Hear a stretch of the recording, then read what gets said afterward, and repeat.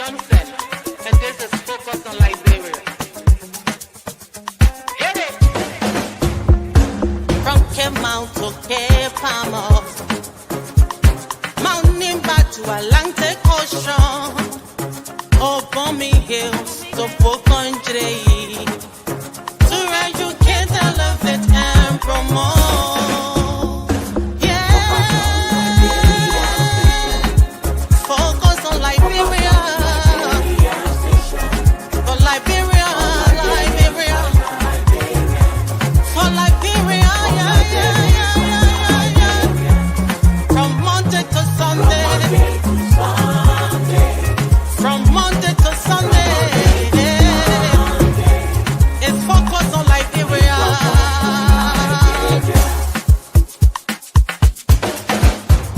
Talk about home affairs, in diaspora, current affairs,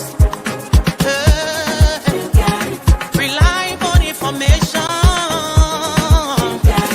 history, talking about culture, politics, education, entertainment,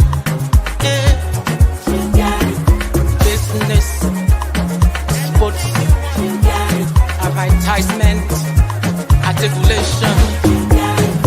Focus on Liberia. Focus on Liberia. Focus on Liberia. From Monday to Sunday. Hello, ladies and gentlemen, and welcome to Tough Talking Thursday on Focus on Liberia. My name is Dennis Jar, and we are broadcasting from Atlanta, Georgia. In tonight's edition of Tough Talking Thursday, we're going to be looking at the responses from the opposition parties to the President's State of the Nation address. So far, we have MOVE responding, the National Secretary General Jeremiah E. Pay, responded on behalf of his party. Also, we have Nathaniel Fallow-Mangill responding on behalf of the CDC, that's the Coalition for Democratic Change. So they're responding to the SONA. We've yet to officially see the response from the ANC, the LPP, and other political parties, if that's going to happen. So before we start, let me introduce Mr. Gabriel Tabito M. Carter, who is host of FOL Marketplace. Welcome, Gabriel.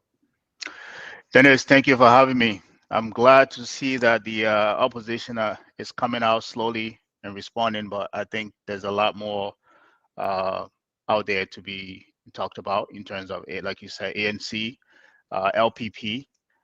So I'm looking forward to hearing their responses as well, but I'm glad to be here to talk about the one that we have so far. Thank you. Let me welcome all our viewers from across the globe. The news say MOVE, they said the Boakai government, they call it a failure. They said their government has been characterized by corruption, economic mismanagement, and the lack of tangible progress. That's how MOVE described it. But let me play a short clip from Nathaniel Fallow-Mangill, who delivered a response for the CDC. Our official response. We choose to speak directly this time to the Liberian people because of the grave instability and uncertainty that now hangs over our democracy and peace. Our nation is in crisis. The state of our nation is weak. Our nation is divided and polarized. This was evident yesterday when our 8 senators and more than 25 representatives and the entire bench of the Supreme Court of Liberia boycotted President Boakai's State of the Nation address. This is deeply troubling. Liberia is in decline. The democratic and economic gain we made in the last 6 years are being eroded. We now see the Unity Party trapped in its very lies that they told the Liberian people to get elected. There are too much confusion and disunity in the land. All of these require a spoken response that expresses the raw emotions and feelings of our people during these troubling times. Fellow Liberians, our violence and Supreme Court challenges, he signaled a new dawn of a new day in Liberia peace and democracy. Where before others believed that our democracy was weak and fragile, President Weah showed that Liberia too was capable of democratic electoral strength that we see in advanced democracies such as the United States, Britain, Germany, and other parts of the world.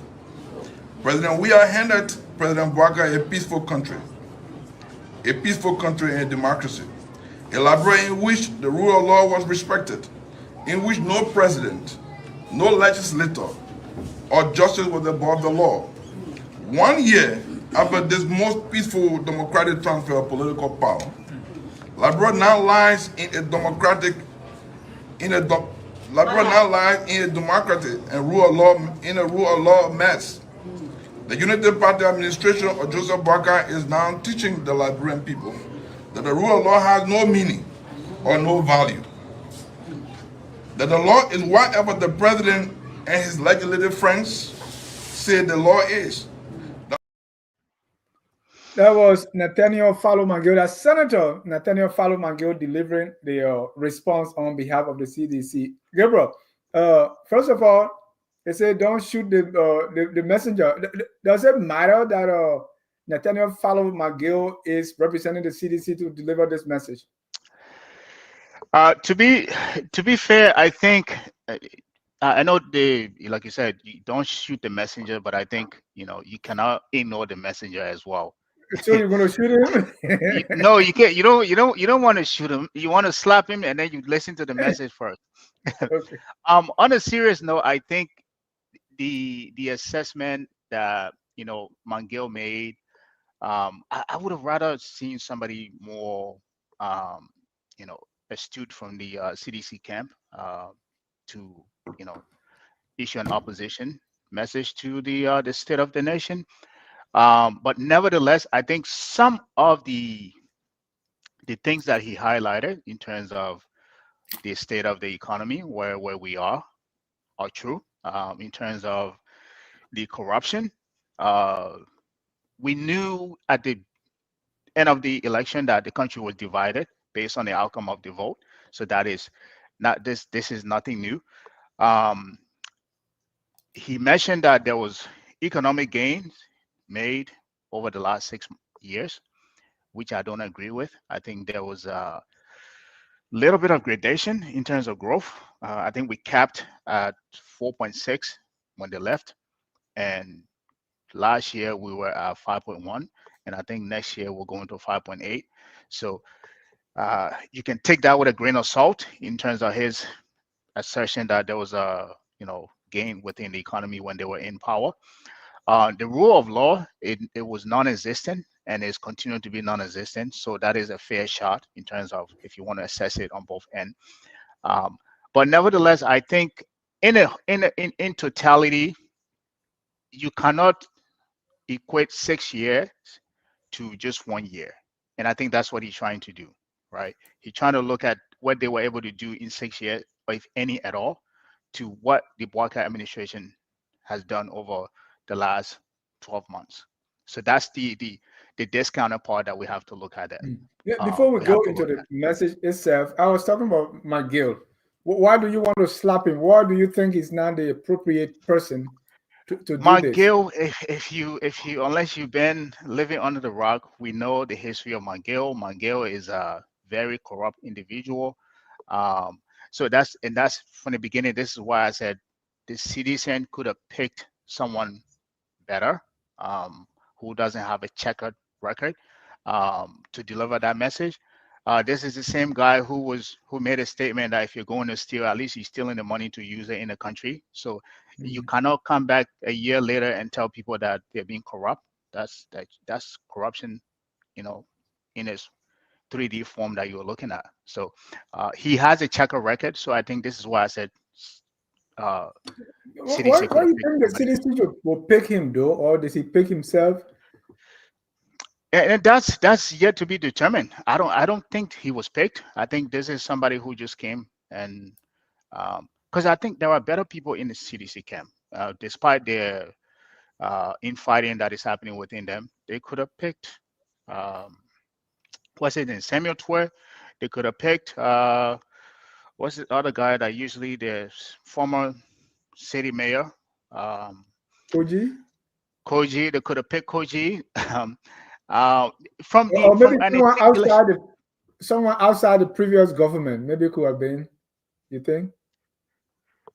You didn't have to be What do you government mean? official before, but you can still be a seditious and give that message. Exactly. They could have I picked, was and that, thinking, I was thinking someone from the Senate, like Senator Augustine Chia, who has actually been writing, doing some.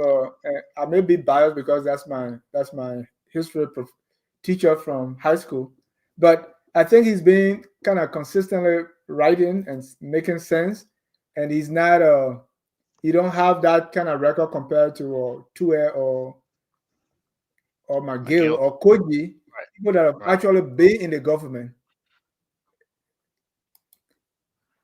Let me welcome Anthony James N. Jensen. He's the CEO of 2A Radio and TV. Welcome, Anthony Jensen. Yeah, thank you so much. Thank you so much, Mr. Ja. Just a second, my phone, my yeah. laptop is going off. Mhm. Sorry. Yeah. Yeah. Welcome. Well, get that ready. But Yeah, just a second. Let me just put my charger on yeah, quickly. yeah. While you get that, so Gabriel, I was thinking of Senator Augustine Chia to deliver that state of the response, or somebody else. No, and I do agree with you. And this is what I was saying. They could have picked somebody better to deliver especially this is an important message that represent the party. It could have signaled their direction in terms of where they're headed. It could have signaled in terms of, it could have signaled a direction in terms of where they're headed as a party, in terms of changing leadership and how serious they are. But out of all people, again, I don't want to say they picked him. It could have been he picked himself to deliver the message. So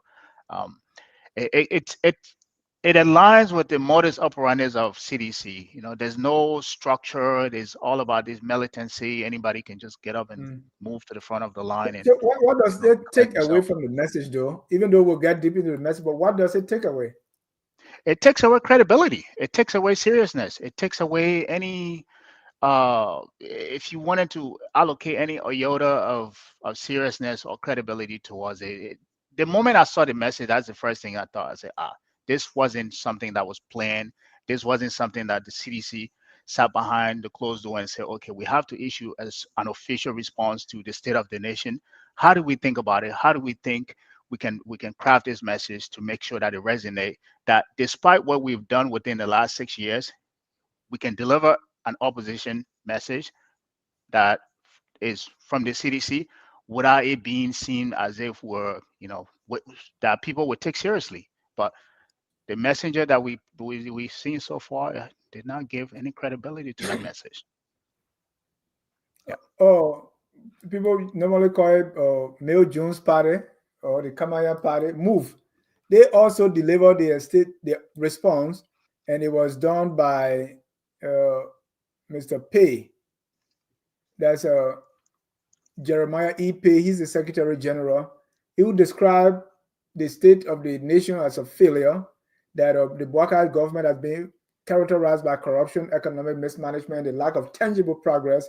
He said that, in fact, the venue of the State of the Union was unconstitutional. He further went on to criticize the Boakai leadership for worsening poverty in the country, pointing to the continued rise of the exchange rate and the failure to deliver relief to the Liberian people, the absence of substantial outcome, he said, from international financial assistance packages, the expressed concern about the mismanagement of public funds, and the administration failure to address critical areas such as healthcare, education, and infrastructure. They also talk about failure to act on the audit reports from the LACC and all that. I don't think you know the party secretary, but does that have a, what issue do you have with that too? Do you think the So party is popular or what is compare, it? perfect. Compare Nathaniel message to the one that you just talked about. What do you, and I want to turn this question back to you. What difference do you see do you hear in the message? Do you see how well he was able to articulate some of the things that are currently happening within the Boakai administration, right? In terms of the the rise in the inflation rate, he talks about the failure of um, some of the things that you just highlighted, right? Right. It comes from a place of well planned. As you were even highlighting some of those things, the impression that I got was that this is somebody who really sat down and thought about what he wanted to say, right? He knew exactly what to say, and he said exactly what he wanted to say. We did not get this. I did not get the same. And again, I will admit to this. It could be a bias on my end, and I would take that as well.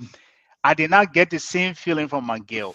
The moment I saw the message, the first thing that I thought, I looked behind him, and I saw the kids with the militant hat, right? I think the first started with chanting and all of that.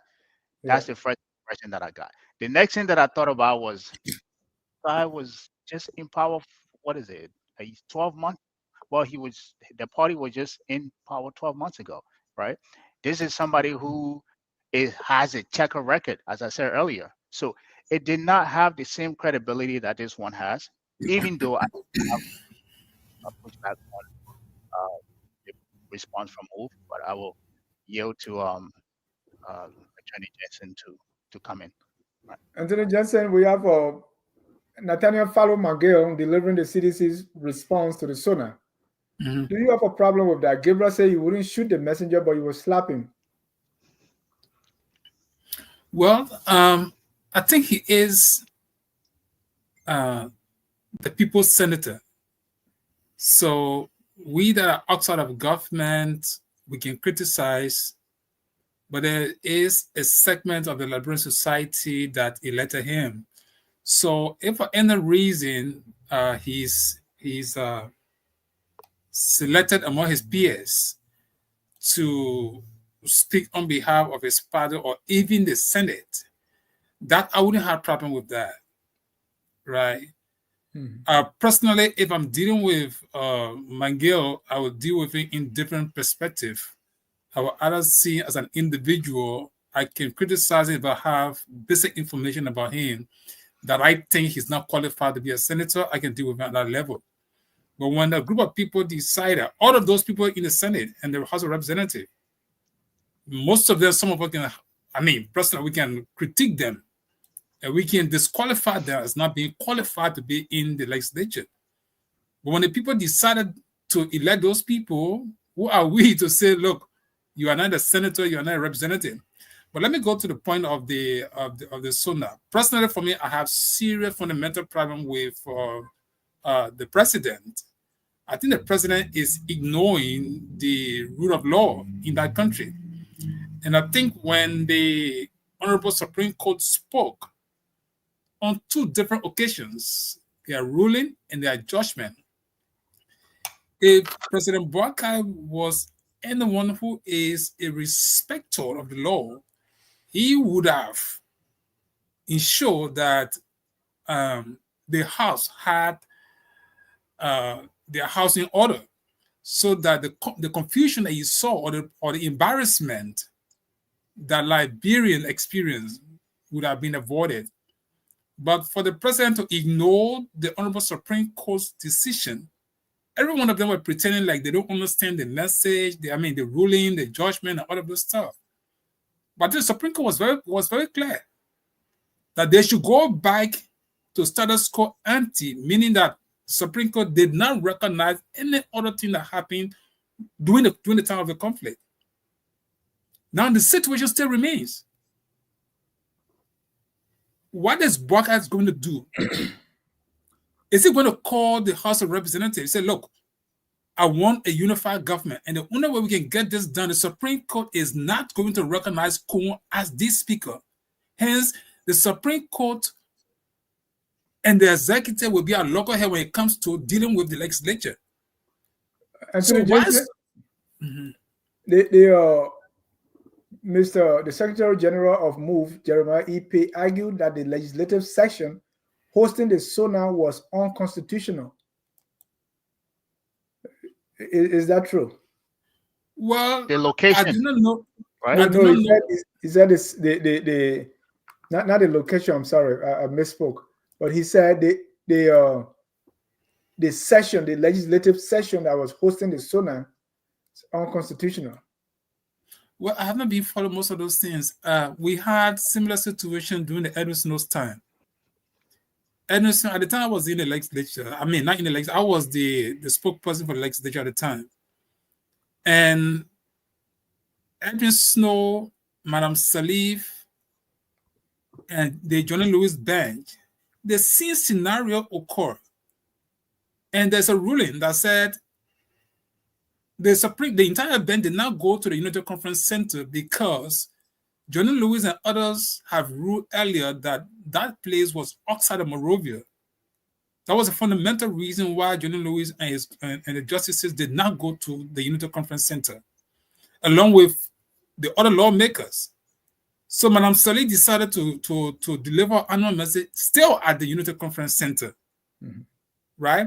So this annual message, if for someone to say it's unconstitutional, meaning it should be if it was outside of Monrovia, then that would be, I would agree with that person. All right. Now, do we know the boundary point of Monrovia up to today's date? When that situation happened, there was an effort to redraw the demarcation of what constitutes Monrovia. Some of the law says the legislature should reside in the capital in Monrovia, right? I mean, I be quoting it right because I don't have the law before me. So if anybody, not just Joseph Boakai, but until that law is changed, anyone who decides to hold session, it doesn't matter whether the building got burned. You must have found a building within. If you want to respect the law, right? If you want to respect the law, then you should have done that to make sure that law is respected. Let's go back to Nathaniel Falumagil because he pointed out some things that I want you to take a listen and then we can respond.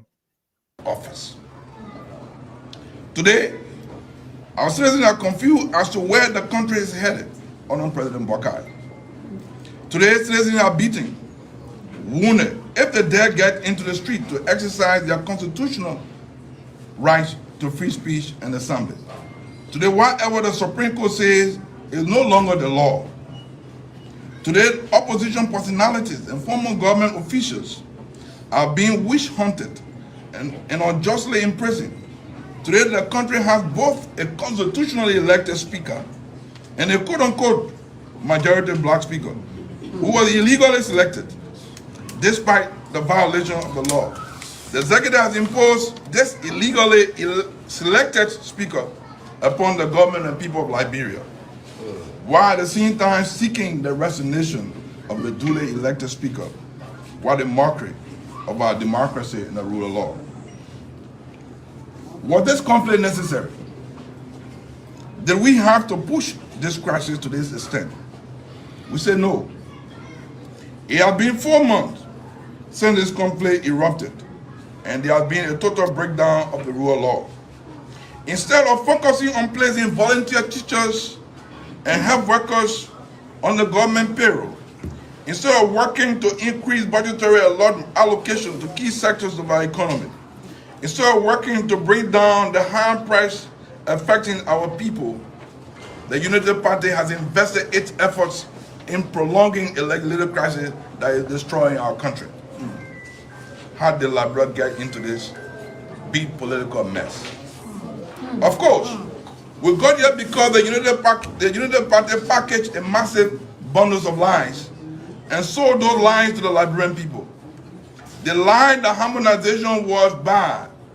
Upon taking office, they would have reversed it immediately. that the CDC was the importer of drugs in the country, that they would have solved the drugs problem in 6 months. They said no car was going to get stuck in the mud in 100 days of the Boakai administration. They promised Liberian people never to use private jet for presidential travel. They promised to bring down the prices of basic commodity in 1 year. Of course. They said they were going to bring down the US dollar to Liberian dollar exchange rate to its lowest. As if this was not enough during the campaign, President Boakai repeated many of these promises in the first State of the Nation address. 1 year after falsely raising the hopes of the Liberian people, the reality has now set in for the Unity Party. The very harmonization policy they demonized, they now accept as impossible to reverse. All right. Mr. Carter, you said you didn't get more. Mangill is firing. Do you agree with him? Let's put the message aside. I won't slap him this time. Let's give him a seat and listen to him. I do agree with him in terms of highlighting some of the promises that President Boakai made during his campaign and some of the things that he talked about during the State of the Nation. Perfect example, the claimed CDC was the importer of drugs, right? With the whole drug crisis that we had, the Kush, and a year later, what's happening at the DEA? There was a crisis there. I don't think that has gotten resolved, right? He talks about the basic commodities. And again, as I always like to say, all of us have families in Liberia, right? If you don't believe what is happening, just pick up the phone and talk to your people in Liberia. Ask your friends, your family, how are things there? They will tell you. Every time I talk to people on the ground right now, the question that I usually ask is, if an election were to be held today, do you think this president will win? It's a resounding no, right? This is just 12 months in. That tells you the level of hardship kids, children, teenagers have given up on this administration already. To both administrations, they have given up. They're looking for an alternative, but that's another conversation. The exchange rate he talks about, I agree. During the CDC time, it was lower. It was, I think, about 150, 160, about 180. Right now, we're at 197. Some places you go, it will be 200 and little over $200, right? And the president stated that the Liberian dollar has strengthened, when in reality, it has weakened. It weakened meaning you now have to spend more money for the same thing that you used to buy for the same price. So that means that whole claim on inflation was also a lie, right? So if you look at Mangill message in totality, there are a lot of facts to it, but the only discounted piece that I want to take away is that you cannot put 6 years, compare 6 years to just 1 year. Give the man a little bit of time, in as much that I think he has failed for the last 12 months. He still needs a little bit of time. So 5 years in, and then now you can just say, okay, 5 years to 6 years, I think will be a fair comparison. But I do agree with him. Forget him as a messenger. Thank you. Right. He started with saying that the economic gains that they have made have been eroded under President Boakai. Anthony Jensen, I mean, CDC made gains that President Boakai kind of wrote him back. Look, I will take just the opening comment of Gabriel. Mangill is not the right messenger. He's not. He's only seizing the moment. He's taking advantage of the prevailing situation. Yeah. And these are some of the things that affect the people of Liberia. Those who don't, sorry to say, I hate to say these things, but those who probably cannot make analytical statements or cannot understand the issues or what is affecting them or have affected them, they will. Some people are now saying, "Oh, I think George Weah will be elected for the next election," right? Because people are desperate, people are dying, and Liberians don't know what to do. It's you and myself that will sit here because probably we can read between. I don't want to offend anyone, but probably because we can see some. Our Godful. Yeah, okay. We can see somebody say, no matter what you get money, say, my man, you are not qualified for this position, right? Because I fear nobody. I'm prepared to tell you, say, look, you just want to fool the people. Mangel Golf is failed.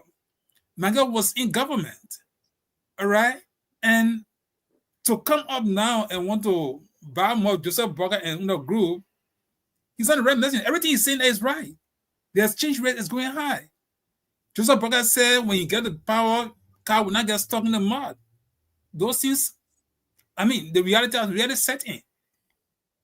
And Joseph Boakai himself, he's making a lot of mistakes as a leader, someone who's been in government for more than 42 years.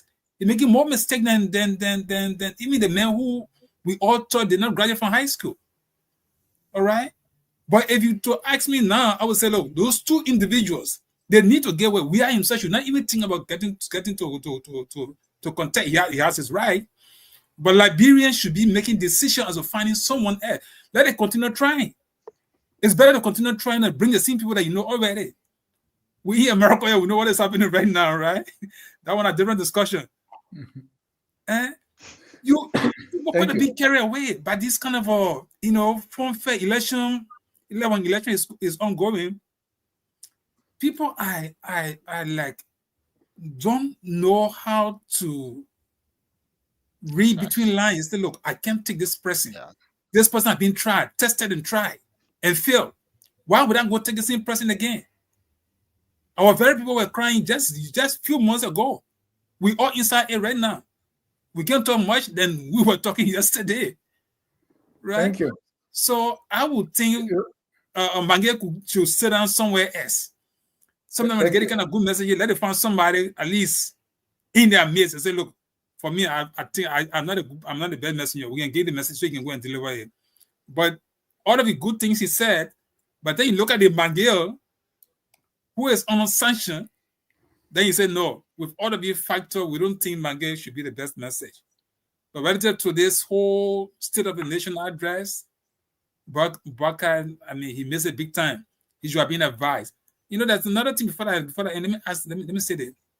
The Attorney General of Liberia, did he speak to Joseph Boakai on the prevailing situation? Did he advise Joseph Boakai? Or is it too just say, you know what, I need not to talk? Because if he knew that, he would have advised, oh man, look, you know what, we can play the game this way. Ask the Kon to resign. Even right now, the situation still remains. If Kon stays, then Joseph Boakai is not running a let's say 1.5 branch of government. So what is he going to do? The Attorney General must be bold enough and tell him, look, Kon must resign. It means they must find a neutral person. They need to do that. Find a neutral person so that you can have a balance of government. If you don't do that, the judiciary is not going to recognize the legislative branch of government, especially to the House of Representatives. So if there's any state function, the Chief Justice and Associate Justice will not go. So what has happened. But you still have the situation about it. What are they doing? Are they discussing it? Or they just say, oh man, let's do what we want to do because the budget is passed and then the money is being played into? I don't think so. That's not how you run a country. And I think the Omen himself should be able to look at the issues and they must be able to sit as a government. Tell the Kon, look, the country interest comes first. One branch of government does not recognize you. I'm not going to sit down here and play the game and play the full game. Call all the people in the Thomas Fallon, all of them say, you know what, we have come to the point where we had to call space a space. Saying you don't get the other man out, get Kon out, then you find a neutral man to put over there. That's the only thing I can advise them. Other than that, you're going to leave a bad legacy, and that will not be good for him, for his generation. Thank you. The 100-day car will not get stuck in the mud. Well, Tom has a different explanation for that. And Tom himself is here. He said, Boakai said 100 days. Anything after the 100 days, you own your own. The car can even get stuck. Tom, welcome from Morovia. How are you? I'm fine, thank you, Dennis. Well, Hi to Gabriel and Anthony Jensen. Yeah, my brother. How are you? and Tom, we Tom, want to get welcome. your take on the opposition response we had from CDC and also MOVE, MOVEE. But let's start with Nathaniel Fallow McGill and the charges he laying against the UP government. Some say he's the wrong guy, but his message, you can't ignore it. What's your What take? did Maggie say? You didn't listen. Maggie said the UP government so lies and they are operating in lies. And the state of the nation is weak. The gains that the CDC made are being eroded by the Boakai government. Democratic and rule of law are a mess. Yeah, I mean, it's a normal practice. Every time the state of the nation is put out, the opposition will come and counter everything that is said. One of the things immediately after the state of the nation I heard from um, some members of the CDC were that some of the projects the president spoke about were projects that started in 2021. So that means they consummated those projects, and he should have said that these projects started before he took office. Um, I mean, I don't uh, see how that becomes an issue, because in many instances when a president takes over, he takes over some interventions that are ongoing. So it's like you always have to say, okay, we are going to build this coastal defense force in Greenville, but it's a project that was started by my predecessor. We are going to do this in West Point, but it's a project that was started by my predecessor. I see it like more like continuity. So even if the president doesn't say that, it's already a known fact that some of these projects started before. I mean, if Maggie says that if he's referring to the economy to say that the government is eroding the gains that they made, then the question will be what gains, especially on the economy side. Is this current government having a growth that is below what they were having? That you will see we're growing higher than what you are today? I don't think that is the case. On the side of inflation, where everybody runs to, I don't think that's the case. On the issue of employment, I don't think they themselves address the issue of employment. Unemployment is still a major issue that we are faced with. Exchange rate fluctuates, it goes up, it comes down. So on the side of the economy, the reserve is higher, but I think the footnote to put there is because of the current IMF program that we are in. It's mostly going to boosting our reserve. On the rule of law, I would say there are challenges. The current impasse, I mean, the crisis in the legislature. That's a problem, like Gabriel was talking about. I mean, I have seen some where the police have been responding to demonstrations. That's something that we can talk about. But on the overall, I don't think what Maggie is saying has a lot of weight. Thank you. And you know, let me play you something that I was looking at the internet that I saw with Mr. McGill. Sometimes you think, what's going on here? Why are we quick to go back? Let's take a listen. Ain't about them in a ramble with that person.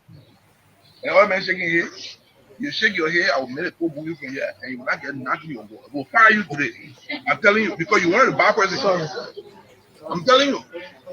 And nothing you will do, you just get there, you will not do nothing. Ain't about them in a ramble with that person. And all man shaking here, you shake your head, I will make a move you from here, and you will not get nothing. You will fire you today. I'm telling you because you wanted a bad person.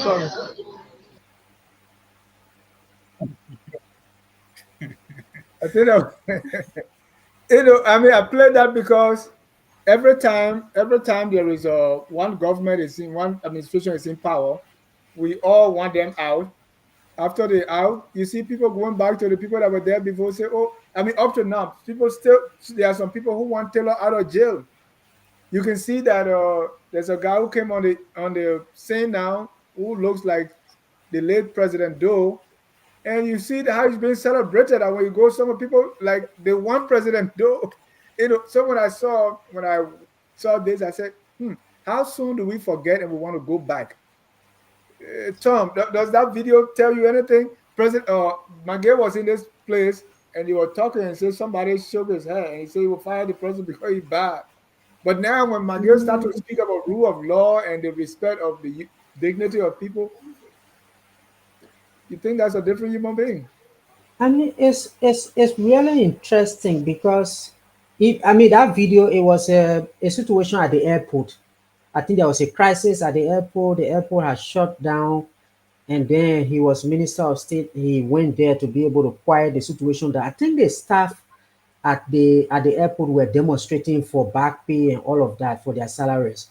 So he went to quiet the situation down, and that's how that guy I think was making a gesture, and he said they were going to fire them. But it's quite interesting based on what you say because quite recently there was a poll that I think OKFM conducted, and Maggie happens to have come out as the best senator of the year. I mean the sample wasn't very large, but Maggie won. Oh, So Jesus. so the point you are making that people happen to forget, even when you get out on the street and you ask people, they say, "Oh, 5 years ago we were better," but 5 years ago there was a lot of crisis. There was a lot of crisis. The government was almost breaking down in 2018, 2029. We were forced to go to an IMF program. It was so uncertain as to where we were going to go. But if you ask people, they say that time was better than now. So sometimes you get confused. But I think it's about the human psyche, Sometimes we remember the present more than the past. So I think it's just a broader issue that affects people, especially in democracies. Sometimes people just remember what is happening today and they forget what happened 3 or 4 years ago.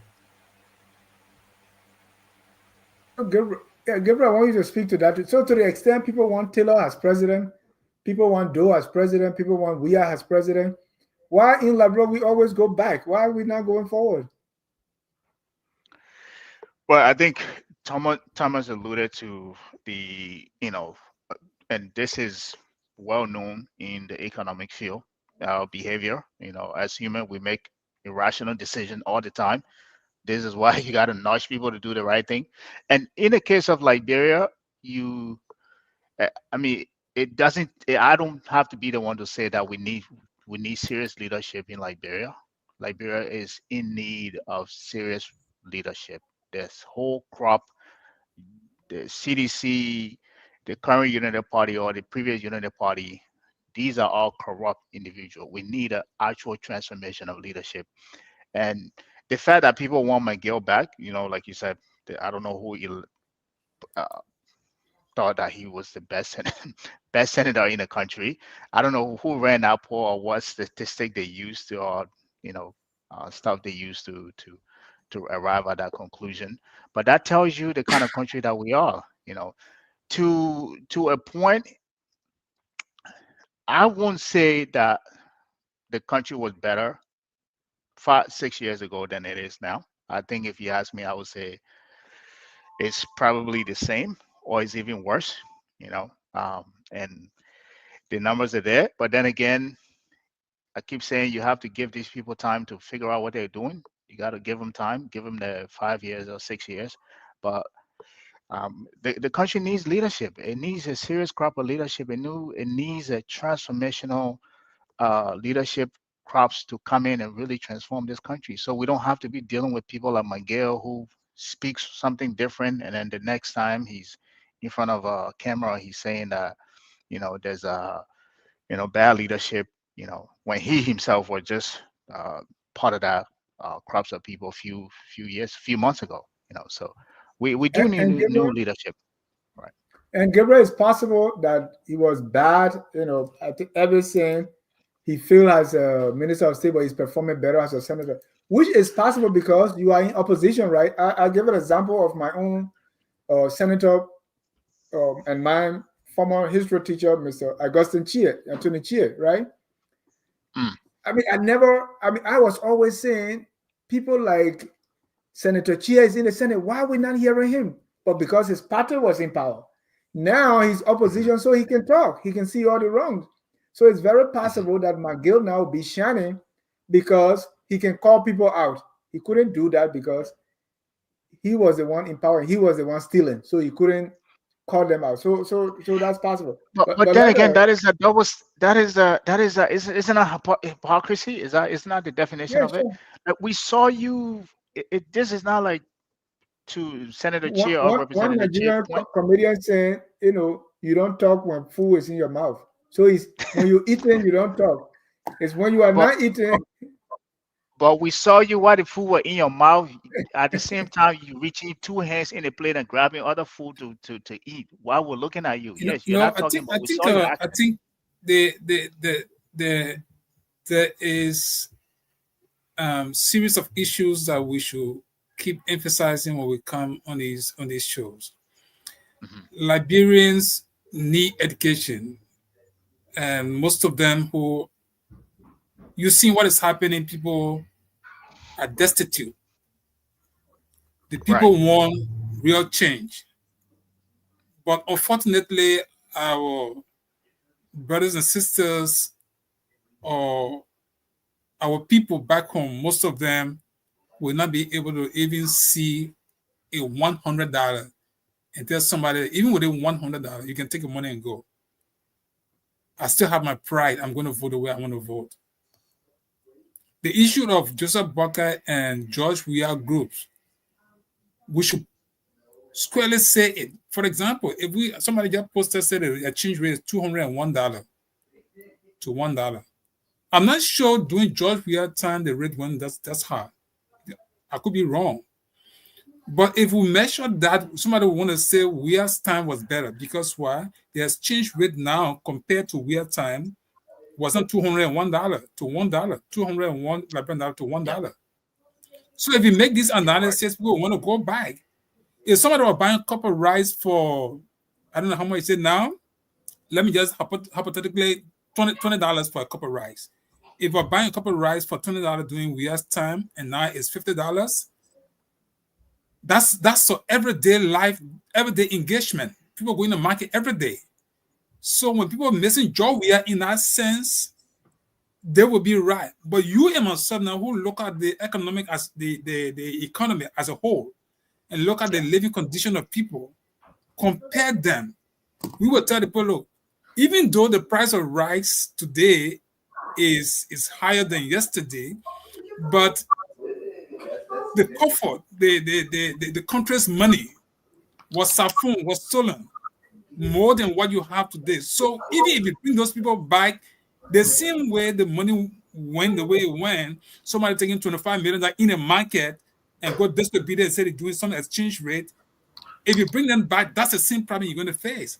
So until you and myself can really, civil society, when I say you myself, those who are back home, civil society organization, they need to be real. The media, they need to be very real now and be able to tell Liberian, look, you need to look at everybody, those who are in the country, those who are out of the country. You must not begin to figure out who you're going to elect the next election. Other than that, we all will be talking until we age out or we die. And then you have a group of people who will come on board worse than those people we're talking about today. Then somebody, maybe the next 10, 15, 20 years, somebody will say, oh, George Weah was far better, or Joseph Boakai was far better. So until we come to the point where we get involved in educating the Liberian people as to what is unfolding, the world is changing. There's nobody waiting for anybody. So at this time, Joseph Boakai should not be going state of the nation with a divided government. It makes no sense. Right. This is something he would have handled. If you were very serious with Liberia, you would have handled the situation. But you want to please somebody because what? What do you get from that? Maybe the only gain is when the house is divided, then the country budget is not being managed. Nobody's gonna keep eyes on it. That's the only thing I would see for which you will want to see a divided legislature. Other than that, who is Kun? Tell Kun, look, we cannot keep a government divided. You might resign from the position and the legislature must go to election. If you can't do it, I'm not going to work with the legislature as a president. And the thing that hurt me more, you have people like Gaffon who should be the kitchen cabinet of Joseph Boakai. Are they not speaking to him with truth? Couldn't they advise him? Maybe Gaffon hear me and you say, oh, Jensen, you're all talking about me, right? Because there's simple thing Liberian people could take. If you're not speaking that direction, people will get at you. Don't worry, you'll not say that. Right? So at this time, the people of Liberia, they need help. How can we help them? How can we get involved in educating the people so that the next election, there's a midterm election that's coming up. How are they going to vote? Even the legislature. Think about Maggie coming want to see the show now, all those things. Everybody say, oh, Maggie, that's good. Maggie will come back. It's not happening in Liberia. To Gafan's point, I think you can, and I, trust me. To his point, the president has advisors. I don't think it should take the minister of finance to advise him. The president has an economic advisor. He has a political advisor. He has advisor for he has people around him who's supposed to advise him. Yes, I agree. If those around Brother, the president I know the doing finance their minister. job, The finance minister is not an advisor to the president, but I Right. know for certain, Boakai's Gaffon is one of those confidants of Joseph Boakai. The father can Right. take you. I'm saying advisor in the sense you don't have to come public and talk about Joseph Boakai. I know Gaffon can Right. meet Boakai one-on-one every day. All I'm saying, like for example, this conflict, you think the conflict couldn't even be over there if maybe he did, but I'm not calling him out because I know him personally, right? But these you. are people who should be able to sit with the Omen, even behind the scene. So, Omen, look, you can't allow the divided government. Thank you. That embarrassment, they would have avoided it. I And I want to agree with go. you. I want to go and I agree to with the you on that point. Move said. I want to go about to corruption, right? Because Move criticized the president. He said on the topic of corruption, Move criticized president for unaccounted off-budget expenditure and allocation of misconduct within government ranks. They not or have implicated the anti-corruption LACC audits. They are not doing much about it. So I look at the president's speech and see what they were saying on corruption, right? And he said some things on corruption, but it was light on the gains they have made. Let me read you a few of those lines on corruption and see what the criticism against him on corruption. He said, last year I spoke candidly about how systemic corruption undermines trust, hinders progress, and tarnishes our reputation. A new beginning is needed in Liberia where transparency and accountability are the cornerstones of governance. While corruption remains a formidable adversary, we must recognize the progress we have made. Our determination has led to more transparent system, establish accountability measures, and foster ethical practices. Citizens are increasingly aware and willing to speak out against corruption, while leaders are committing to integrity.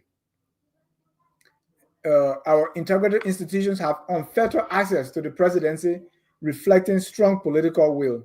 Payroll audits across several ministries have removed thousands of ghost names, saving millions. Our actions will not stop at the past. We will institute audits of our expenditures over the past year and address any violation of public trust. Liberians yearn for decisive actions against this national menace and are vowed to deliver. We call on the national legislature and judiciary to join us as allies on this patriotic journey. Acting on audit reports and fast-tracking corruption cases will restore public confidence in government. Tom, let me come to you and see how strong that is on the fight on corruption-based accountability. McGill, one of the things McGill criticized him on is that, well, if you save this, if you remove this ghost payroll, meaning you save around 7 billion, why we didn't see that in the budget? I don't know if you listened to that. I want you to speak to that. He said should have been reflected in the budget as as surplus. But my first question is, how strong you think those statements were on the gains we have made in the fight against corruption? Yeah, before I answer that, let me just make a quick comment on the issue of the exchange rate. I mean, the exchange rate, we are just our currency, because of the structure of our economy, because of the strength of our economy, our um, currency consistently depreciates against the US dollar. So that's something, except if there's a transformation in the economy, that's something that we should expect moving forward. So, for instance, for the past 2 years, between January and March 2023, the average exchange rate, the central bank collects the daily exchange rate, both for the buying and the selling of US dollar. The average exchange rate was 158. April to June 2023, it was 169. July to September, average was 187. October to December Are 2023, you it reading was. from CBL website? I'm giving you the average from the CBL economic bulletins that they put out. But that's the reason I'm asking, because CBL bulletin will be far different from the reality in the market. You know that, right? Why Uh, so? Because the product the CBL comes up with this thing, the money exchanges in the market will not all regularly go with what comes from CBL. So what should we check for the accurate one? Hold on, No, Tom. we are talking about, if you went to the market right now, or if you had a means to call in a market woman or an exchange, someone who is involved in the exchange market, will tell you the price of a dollar, US dollar, to that of a Liberian dollar. I'm Anyway, saying this so we ought to be as practical as we can. so one That Somebody is just second, posted that said is the that one, exchange is rate is that is $201, true. right? one That second. I'm not talking about today's exchange rate.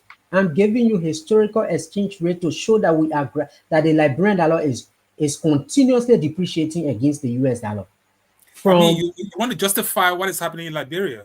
No, I'm not And justifying I it. think that's what I'm looking at. The situation in Liberia is not as good as we all and should hold by on, expect. hold just on, him hold on, saying that Jason. he's Let him countering finish. the Hold on, Gabriel. president's Hold point on, that Gabriel. we have a Thomas is on the strengthened floor, please. Liberian dollar. Thomas, Gabriel, go ahead. hold on. Go ahead. You can just suggest that he's this. That's what he's trying to do. Let him finish. Go ahead, Tom. When we make comments, we supposed to contextualize them. I don't just want us to look at the exchange rate today and make categorical statements about it.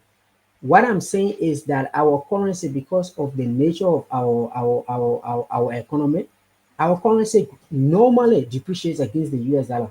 Even when it appreciates, like at the end of last year, it appreciated slightly between, I think, November and December. The rate came down to 170, 168, but then January it went back up. So what I'm saying is that from 2023 to 2024 ending, we came from 158 to 190.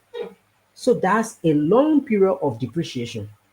Right. And I can say to you, even now, maybe before we reach the end of the year, we might reach 210, 215 or so. So this is something that should not be surprising to us until our economy can strengthen. But back to Dennis's No, question. before you get there, President Boakai said the U.S. the Liberian dollar appreciated against the U.S. dollar. That was what I said. Between October last year to December, there was a sudden appreciation of the Liberian dollar. That was the point at which the Minister of Finance even changed the composition of the salary of civil servants. They used to pay them 80% in USD and 20% in Liberian dollar. But when the Liberian dollar started to appreciate from October, I think, to November to December, they changed it to 30-70. That was even something that I people mean, were discussing. So that appreciation in the last quarter of last year, the Liberian dollar slightly appreciated. So if that data point was referencing that quarter, then that appreciation was true. But back to your question. do you? But like, quickly, let me. Do you think it's even like from somebody as who is in the fiscal authority to make that kind of decision for something that is just happening in that period of a time, which is not even over a year or 6 months? And you're saying that they took that information to make fiscal decision, and that fiscal point is what the president now took and put in the state of the nation. This is what you're justifying. And that's just And what I What I'm Thomas, said. saying, you're an economist. Thomas, you're an economist, my man. You know what affects, and this is why when I say when we come on here, we should be, in as much that we have different political allegiance, we should be objective. We try to be honest. You know what affects the price of the exchange rate. You alluded to that, and you said you Gabriel, want to let contextualize me it. call you So to a I point. wanted you to. but, Oh but no, but let what do me you let me mean by make the what point here. affects the price of the exchange rate? What do you mean by that? No, you know. Do you know how our Can exchange I rate say works? something? No, hold on. Gabriel, don't imply that somebody is not No, honest. No, no, he knows. He's an economist. Come on, but this he's is an what I'm economist. He saying to knows. you. I mean, I listened to the program the other day, Gabriel. You said, oh, currently the exchange rate is 200. What he said about appreciation is not true. What I'm Let saying me. to you is that the president was reporting on 2024. So the current depreciation of the Liberian dollar from January on to this point is not included in that speech. What I have And then said is to you is one second. What I have said to you is that for the last quarter of 2024, the Liberian dollar actually appreciated. So that 4.1. My point to you is that if it was referring to the last quarter of last year, then the appreciation is true. If you take an average of the exchange rate, you wouldn't see the appreciation because the first 3 quarters of 2024 will overweigh that appreciation. This is what I'm saying. If you take it back to that quarter, that was true. And you say they're talking and make fiscal decision with it. How can't you make fiscal decision when the money was appreciating? What was wrong about that? it's you just said 3 quarters. 3 quarters. It depreciated in 3 quarters, and in 1 quarter it appreciated. And you're telling me from a sound fiscal perspective, you would take one thing that depreciated in a quarter, appreciated in a quarter, against something that depreciated in 3 quarters. But that's No, not no, the this point is that I'm why you trying are to make. not. This That's is no. that's not the This point is that I'm Dennis, trying to make. can I say no, no, something? no. Wait, wait, let me One let me second. say this. That's not the point No, that I'm one trying to second, make. The one point that second. I'm trying This to is why make you are here not. is that Uh-huh. you know our exchange rate regime. It's dual, right? Some of it is fixed and the other one is floated, right? Not floated, but it's pegged against the US dollars. So what does that mean? Is that we have a threshold at the central bank, meaning it is set here based on the supplies of the demand, based on the supply and demand.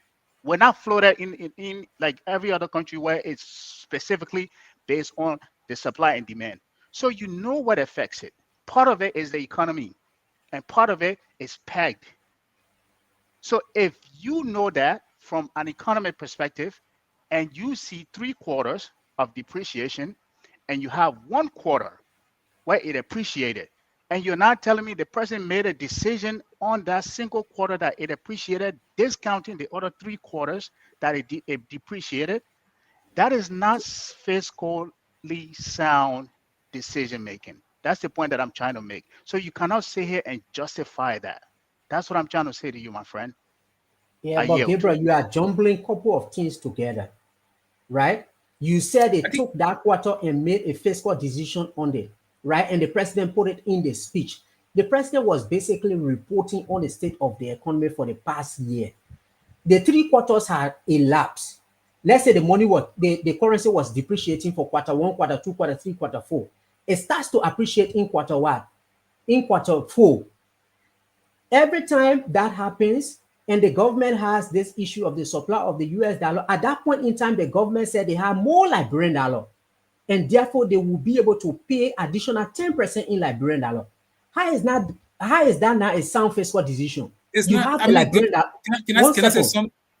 You have the Liberian dollar and say, I'm going to pay my civil servants additional 10% instead of 20% because I have shortage of US dollar at that point in time. How is that not a sound fiscal decision? Then you are saying because it No, depreciated for the past three quarters, they I should think not you have said done it. so. I think we should. So how long are you going to do that? Will you do it the next time, That is the or point that he's missing. if it That No, is depreciate, you the, won't do it. If it appreciate, you yes, do the it. fiscal Okay. decisions are based on the economic condition At the of time. that point in time. That's what I'm Okay. saying to Gabriel. What I'm So understanding you from don't Gabriel, go back to historical depreciation and say because the previous quarter is depreciated, you already have bundles of Liberian dollar that you can pay civil servants with. Who's going to wait because the past 3 quarters depreciated and therefore you say, well, I cannot pay you in Liberian dollar? I got to go and buy I US have a dollar. point And to at make, that but I'll time, the let US dollar Jensen was to come in first. I expensive. have a point, but I'll But let let's go Jensen to back to come the in. corruption. Let's go back to the corruption issue. Yeah. Before we leave it, let's take the economic decision Yeah, discussion. let's take it. I mean, I listened to Gabriel the other day. I didn't agree with him at all. Yeah, So let's go back. The Saturday 3 president p.m. point Let's come back. on corruption. I mean, these are, you read a couple of sentences, but I think what people, if you listen to what people are saying on the street, is let the president start to take stronger action when it comes to corruption. Some of the things he said was that the GAC had done many of these audits, and the GAC had done, I mean, to the credit of the General Auditing Commission, they have done many of these audits. The PAC has some momentum. They started having hearings, and that just died down. So I think what people are actually looking at is to see where the president can start to prosecute people that are corrupt, rather than just saying that we'll do additional audits. He himself had done a couple of audits. I think he did audits at the CBL, I think LTA, and some other places. So I think what the public is actually looking forward to is the president to really be able to push harder on corruption and to be able to really move towards prosecution. And historically, this is where we have been lagging. Regime after regime. The LACC since 2008, you can basically count by your fingers how many prosecutions the LACC have gone through, had taken to court, and how many they've won. And now the new LACC had prosecutorial power. So that excuse that we can't go to court, we have to go to the Ministry of Justice, is no longer the case. So I think the president really needs to push harder on the issue of corruption, especially this year that is looked at as a year for heavy lifting. So I think he needed to be much more stronger, to send a very strong message to his officials that don't think of doing business as usual. I don't think on the sentences that you read, the president was really very strong on the issue of tackling corruption. And let's contextualize it, as you will say, right? The issue at the CBL, if you put the CBL against the LTA, where my friend and classmate Abdullah is, right? The report came out that all the noise that made around the CBL, now the guy is getting he's walking away with almost $250,000. Tom, let's first verify, is that report accurate? Yeah, I've seen it on social media. I've seen bits and pieces of the agreement. I haven't seen the overall agreement, but the portions that have come on social media indicates the 300 and I think 70 some more thousand as a settlement. I think his lawyer was 74. I think 75. I think his lawyer was Councilor Gongolo's law firm. So I wouldn't discredit that, because of the kind of individuals and stakeholders that are involved with it, that they have reached a settlement. And based on what I read, that settlement is that I think he has withdrawn his case, and he's not going to go further with it. So does that show why the president's statement were not strong on corruption? Because we've seen this over and over when the people from We Are left, they will go back and negotiate. Now, when he was firing the 10 new people, it's like, okay, don't say anything. We'll go behind the house and give you money, give you a severance and give you a package. Would that be one reason why? I would say generally, since the issue came out today, if you look on social media, people are really outraged about it. And it's not only the governor of the central bank, even the deputy governor, Yeah. the previous deputy governor for operation, she had written, I think, the president in a letter and said that she had reached an agreement with some of his advisors that she will leave and they will settle her and all of that. So people are generally not happy with the way the CBA audit, the damaging nature of it, and nobody seems to be taking the burden of whatever happened at the CBL. It's like everyone is settling and going away. So I mean, if you look at what is happening on social media, people are not very happy with the way things are going out there. Can I say something? Yeah, please go ahead. I waited for a long time, right? Look, let me tell you something. Joseph Boakai, no disrespect to him, but his presidency, he's not being sincere with Liberian people. Why do I say that? Under his eyes, his watch, the legislature, the so-called majority bloc, we have heard, we have read that these people were being hosted at one of the hotels during a conflict. They were all at the place there being fed, money distributed to them. Why it is true, we don't have these facts. But we know for certain none of these people would have gone to a hotel and go sit there for over a month on this crisis. Where's the money coming from? Is Joseph Boakai ever thought of investigating that matter to ask those hard questions? No. So when you see all those things and you see Liberians are crying with the hardship, then someone say, oh, integrity, corruption, and all of these fine words. The reality is not what people are speaking about. It's not. So when we come, again, I say it, Joseph Boakai talking about integrity, let him be the first person to respect the Supreme Court decision. Start here, let him start his integrity from that end. If the law has spoken and he is not respecting the laws, then you want people to go and respect what he says as to corruption. Where the money comes, who control the money? He's the one control the money. The legislature just passed the budget. See the procedural steps that were involved in passing that national budget amidst the conflict. Was there budget hearing where you call experts to come and see whether their budget performance report? No, none. But yeah, you passed the budget. The last budget performance report, what it said, this is submitted to the public. Let the public look through it. Are those things happening? No, they are not. It's But on yeah, the we're talking Ministry of about Finance website. What? Ministry of Finance website has some of those. What, the budget performance report? Yeah, those reports. When was the last time they put wanna- budget performance report to this to be among people? It's always given to the legislature. Each representative is supposed to have a budget performance report. It should be in the archive of the legislature. They gave it to them When did that happen? during the budget As far hearing. as my knowledge is concerned, the budget I performance said report, they give- the legislature, when the budget was being discussed, when the budget was submitted, it was requested that the president must send a budget performance report. It did not go. The Senate asked for it. As far as This my is knowledge true. concerns me, you can prove me wrong. But I'm saying all of these things because at the end of the day, that's what we always do. Some of us will sit down, we support these people, especially when we sit down in some corner, we're eating some money to ourselves. Then we all sit down and say, oh, Joseph Boakai doing what he's doing this. When we come on these shows, we are on an obligation to point out these issues so that these people I hope will you're work not for the find Liberian out people. what all eating You don't money have support that. you don't have basic social services. I will sit here. Liberia stay in darkness, right? When they put someone on the road or street light up, then we all clap for them. Especially those of us who here, we know what they mean when we say electricity. But when the people say that when they put one street light up in one community, we all think that Liberia has electricity. After Manasali Kim brought a small light today, big light tomorrow, where is it today? None. The millions went just like that. Joseph Boakai is on the stage himself. Joe, we are king with oil on the premises. When those things are happening, the country is still in darkness, no electricity, no potable water. The children are all in the street. Go to the graveyard. Young Liberians are sleeping in the graves. All of the big talk we have, we're talking around here, we're not helping the people in Liberia. If I want to talk, I want to tell you, when Joseph Boakai want to Center Street and see those young Liberians in the streets, sleeping in the place. I wanted you to speak to the CBL issue, the LTA, and how this.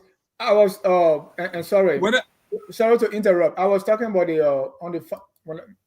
the annual fiscal outturn report. That's what I was referencing. Not I was talking about budget performance report. Yeah, now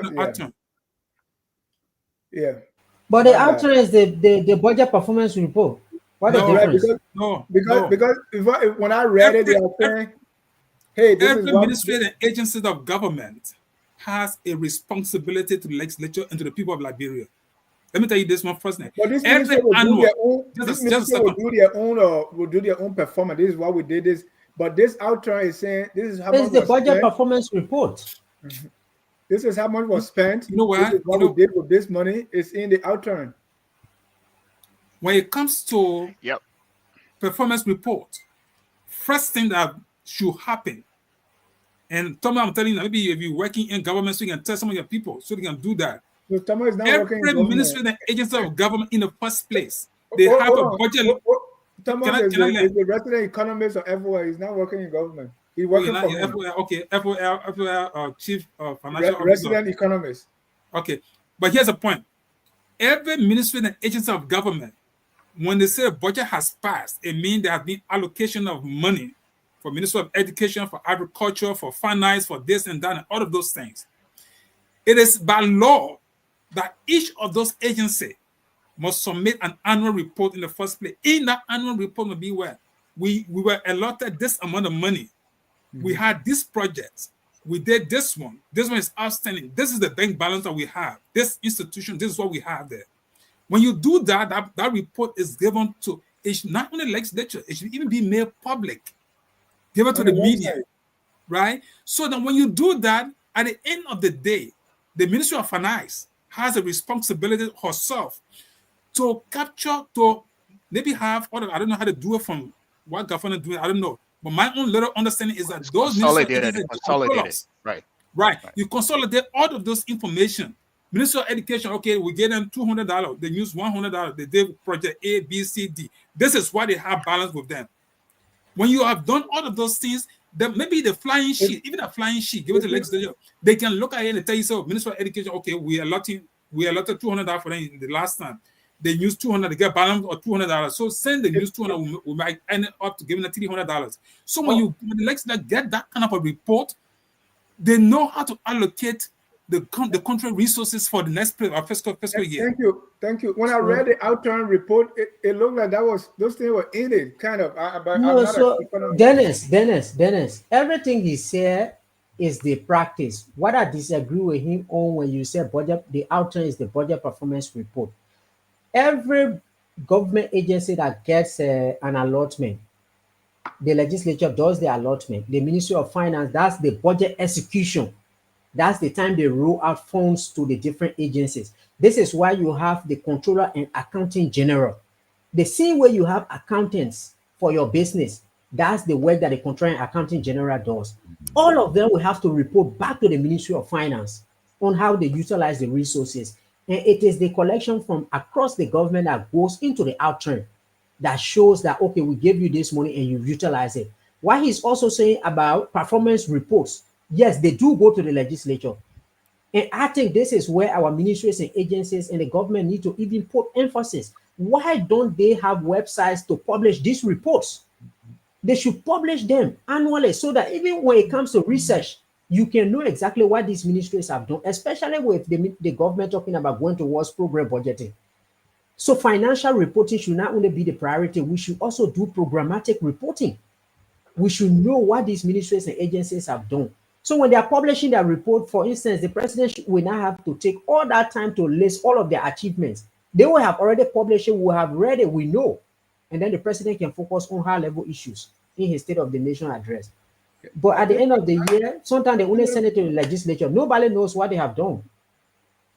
I think that's even the legislature herself, she's not doing justice to the country, because they themselves supposed to make sure, since there is a law calling for these reports, they themselves supposed to make sure that every annual these people do what the law says. But if they are not doing it, and the legislature herself not even, they are answerable to the Liberian people. The media is supposed to even see what these things are happening, right? But sometimes, people will say, okay, you put on your government, so that's, you can talk plenty because you put on your government, they put it there, you can do nothing. But everybody outside of government, none that they don't know what to do. The issue is not to bomb up anybody, but the country is dying. That's the focus point. So when these things are happening, people are enjoying the country money instead of doing what they're supposed to be doing. Like I said, it should sadden any. Look, why should Joseph Boakai be in that place? And I'm calling Joseph Boakai, he's president. He said he wanted to be president. The children today go to the graveyard. You see Liberian children, the youth, they are dying, they are dying in that place. Go just pass to Center Street and see whether the country is being run. Then we come talking here, okay, we can talk all the big book here now, budget performance report, audit, corruption fight, and all of those stuff. But the practical things are not happening. Up to this time in this country, since the war ended 15 plus more years ago, they don't have running water in that country, no electricity. Attorney Jensen, you've made reference to the legislature many times. So Let me play a clip of the recent activity in the national legislature so you can. I want to video you can play. But what do you think I can play it? You say, "Pro, you get outside."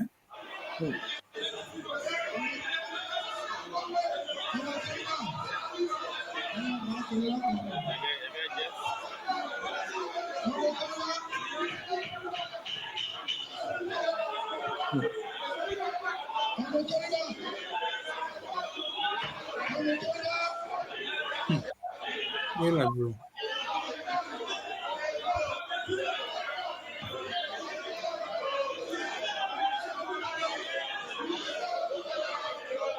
I don't want to see you when you're carrying him.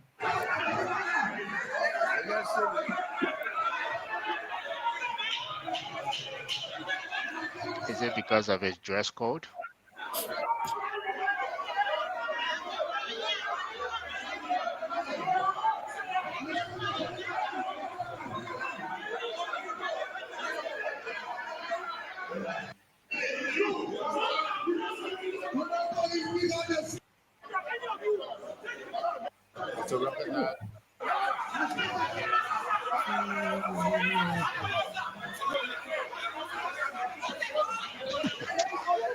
This country is a joke. All right. Ah, Now the people that will do performance, I say, but you know they are wrong, right? now the people that will do performance report and all Even that. even if And his crime is they say he didn't recognize the speaker as speaker. so this is why he got kicked out. the country, I swear. You know, So you keep referencing them. But there let should me be. When we were at the legislature, let me say, let me tell you one thing. Even we, the staffers, were on. You just could not walk to the legislature, and even assuming a staffer did something, committed a crime or something, you don't go to the legislature and just arrest the person. You had to arrest some form of communication, and then the procedures are there to get that person going. You cannot direct the sergeant at arms to put a representative or senator out of session. It just shows the level at which Liberia has gone. You don't do that. That man represents, I think, I know, other 40 or 60,000 people within within the Liberian society. So, if for any reason you want to expel him, let somebody write a formal communication, put on the floor. Let the body agrees upon it. You investigate him, give me a day in court. You want to suspend him, you want to expel him, you do it in a formal way. Rather than telling the sergeant, go and put you outside. When they do it, all of this, it's not about him, it's about the image of the country. Thank It just you. shows how far Liberia is Thank you. going, and which is not good for the country. Thank you. Ladies and gentlemen, if you are just joining us, this is Tough Talking Thursday. We are discussing the opposition response to the President's State of the Nation address. If you want to be part of the conversation, please call 605-313-6004. The code is 791-403#. Tom, something on your lips, say it. No, I mean, earlier Gabriel was saying this. So, like for instance, when the statement was read, and then the former deputy I think assistant minister at the Ministry of Finance, he was at OKFM, and the president was. It was that line where the president was saying, okay, growth is going to be in 2023 it was 5.1. We expect, I think it will be 5.6 this year, and it will be prepared by mining, fisheries, and all of that. And then he comes in to say, you know what, mining, it's not a growth driver that is inclusive because it doesn't create job. But after 6 years, how did you diversify this economy? So it can really be a drama where you have these people who were in power for 6 years, and then they can just be jumping at things that people are saying. What effort did you apply to really diversify this economy? You are the Tom, same why person. is that? And that's what we were talking earlier, right? Why is that? Right. And now these people, when they say it, people listen to them. I mean, people are listening to them. So it's really interesting. To me, it can really be painful. So you are criticizing. Generally, we shouldn't be relying too much on the extractive sector. This is why for many years everybody said diversify the economy. But my point is, you had 6 years, you didn't do it. So now you are picking it up as a big issue to show that you are knowledgeable in what? Even Chie, the other senator, is talking about what Yeah, was his thing? He was talking about the presidential term and this other term. no, he has become like the leading or judicial person now in the Senate. Every time he's writing, he's doing this. And like Yeah, you are so I was saying, talking about for the other 6 years, Chie. nobody saw him post. Right. So what is responsible for that? Now, Here's people that here's a are point talking too. now, go ahead, Gabriel. Here's a point too. And in it, I keep saying it, in as much that we shouldn't listen to Miguel and the likes, yes, we did not diversify. They did not diversify the economy for the last 6 years. But the same trend is being continued in this administration. There's no, and we can go to the And State of those the in the Nation. administration, they will talk after the fact, after the next 6 years Uh, when they are thrown out. Exactly. We can And talk the about the State citizens of the still Nation. listen to them and dance for them. Why? We can talk about the State of the Nation when he talks about, he alluded to contracts, it's energy negotiation that are happening, right? These are extractive industries, right? And that meaning that these negotiations, if they go through, that's going to propel this government for the next 5 to 6 years. Meaning there is no plan to diversify away from this extractive industry. Yes, the previous administration did it for 5 years. They did not. We, when I mean we, I'm not we, but Unity Party is continuing with the same process. And when they leave, the next person that was coming, like Dennis said, they're going to blame that same the other party for not diversifying away. So my question to you and to maybe Jenkins and Dennis is, how do you guys think we can diversify away from these extractive industries, right? Meaning, Let's do that on Saturday. Yeah, we should do we it on will have Saturday, that but conversation on Saturday because there's that. I don't even agree with the premise he was laying. Yeah, So so let's do it on Saturday because there's a lot of things there. But my question here now is now UP, we have UP and then came CDC. Now we have UP. If you look now, I would say the leading opposition, because probably they have money, so there are more people listening to them, is CDC. So where is this pointing? Binary choice now? CDC, UP, CDC, UP. I mean, Move says No, something is like no. nobody listen. ANC is not even responding. LPP is maybe calculating still. Where does this leave us? And again, it goes back to the whole narrative of, any publicity is good publicity. And that's why I think Attorney Jensen actually talked about that. CDC is capitalizing on that. It it's not about what you say or how credible of what you say, meaning it's just you putting yourself out there to capitalize on a moment in time to continue to be relevant if you want to call that being relevance, right? Again, because of the kind of citizens we have, the voters we have, they feed on these things. They come 2029, these are the clips that they're going to go back to say these people were relevant. When this government was failing, there was no other party that was holding them accountable but the CDC, even though what the CDC is saying is garbage in, garbage out. But just the fact that they're speaking, people see that as being out there, being outspoken of what is happening in the government. So Like, it's not about what let me they're bring, saying, but the fact that they're just out there, you know. yeah. Let me bring in our callers now. And Tom, please, you have one of your fans here, Thomas. I mean, Sam Waller. I want you to speak to this thing because Sam Waller keep talking about this investment. I mean, from Firestone up to now. Why does Sam believe? Anyway, let me.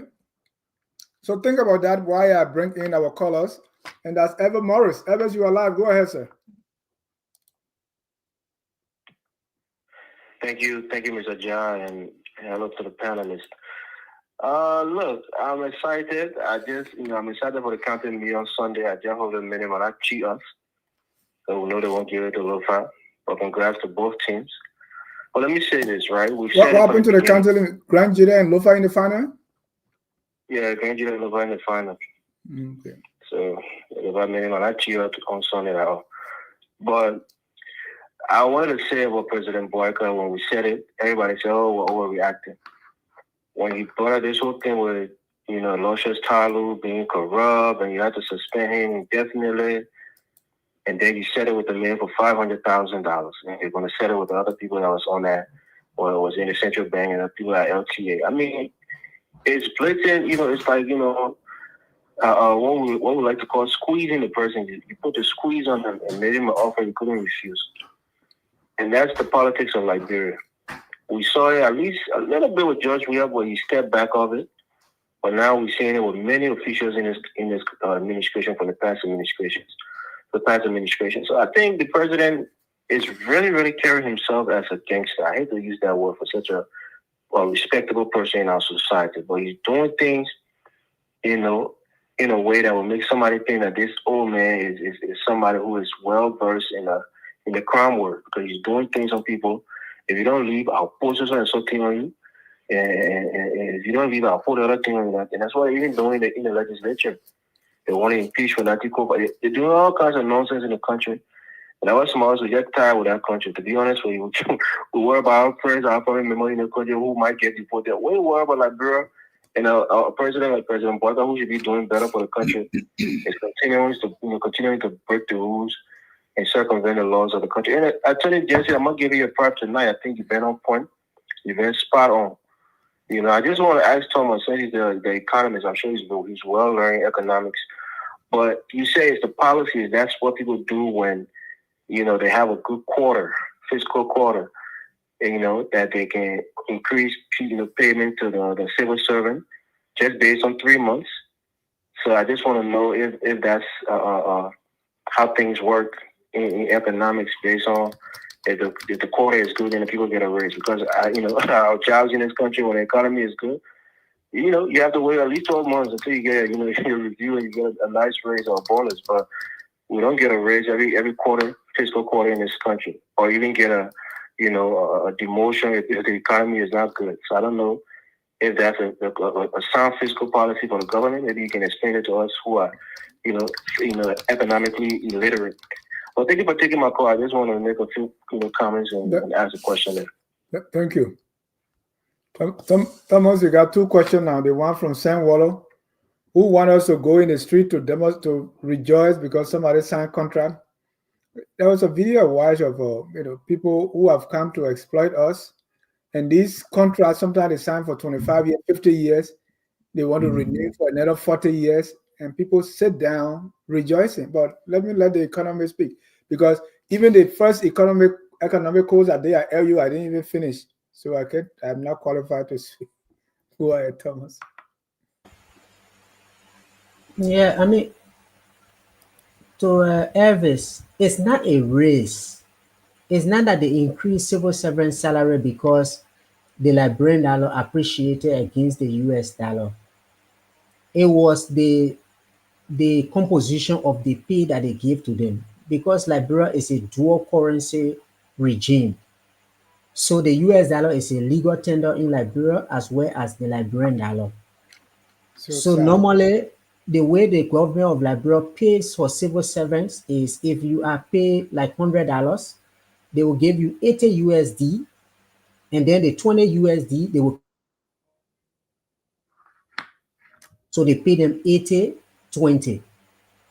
But when the Liberian dollar started to get value, every time the rate goes down, it means the Liberian dollar is getting value.